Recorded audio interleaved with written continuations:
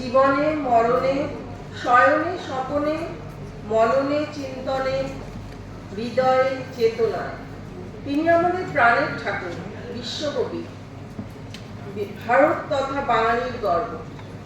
আজ আমাদের নিবেদন রবীন্দ্রনাথ ও কাদম্বরী দেবীকে নিয়ে নতুন বৌঠান, রচনা নিভা নন্দী। নতুন বৌঠান, নতুন বৌঠান, নতুন বউ, কি হলো নতুন বৌঠান? ডাকছি সাড়া দিচ্ছ না যে? তোমার এই ডাক শুনতে আমার খুব ভালো লাগে। এই বাড়িতে তোমার মতো এইভাবে প্রাণ খুলে আমায় যে কেউ ডাকে না। কেন? জ্যোতি দাদা, তিনি যে তোমার আপন লোক। আপন লোক, তবে তোমার মতো প্রাণ করে ডাকে না।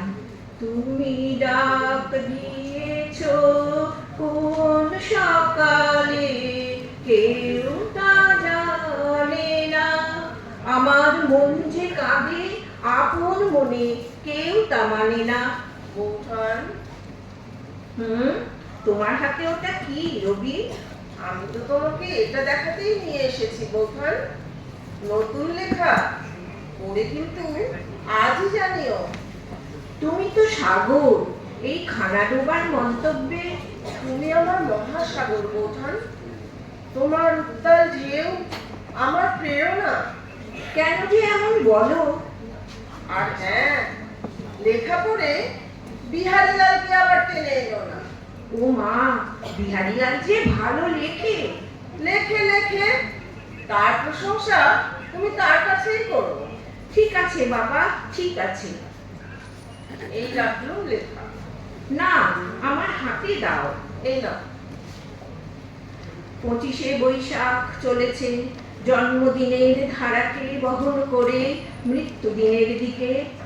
সেই চলতি আসনের উপর বসে কোন কারিগর গাচ্ছে ছোট ছোট জন্ম মৃত্যুর সীমানায় নানা রবীন্দ্রনাথের একখানি মালা। রবি, রবি, রবি। নতুন বৌঠান, নতুন বৌঠান, কোথায় তুমি? এ কি, আমি কি দেখলাম? স্বপ্ন? তুমি স্বপ্নে এলে নতুন বৌঠান? কেন এলে? তুমি কেন স্বপ্নে এলে নতুন বৌঠান? দাঁড়িয়ে আছো তুমি আমার গানের পারে। নমস্কার। নমস্কার, নমস্কার।